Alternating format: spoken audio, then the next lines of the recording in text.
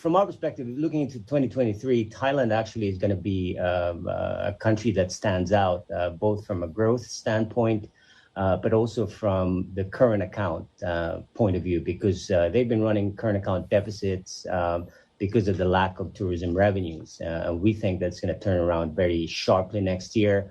And that's been underappreciated still by consensus. So we think we're going to get current account surplus of about 4+% of GDP next year.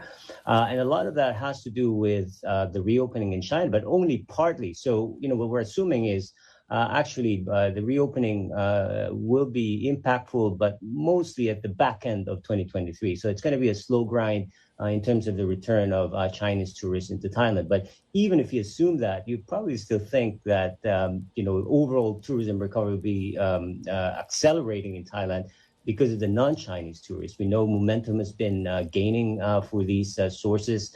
And at the same time, the supply constraints, they've been really reducing them.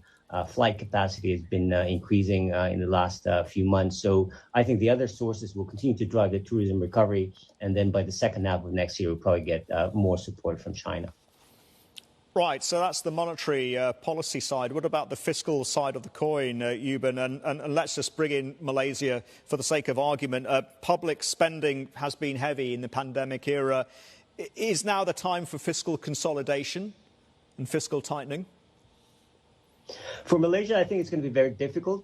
And as you know, we just had the elections hotly contested, and the result was not really decisive. And therefore, the government was forced to come together with other coalition partners to form the government. So in that scenario, and then combine that with an export-led decline on growth, we think the economy will probably suffer from that too, given how open Malaysia is. It's going to be very difficult to implement fiscal consolidation, which would actually act as a further drag on growth.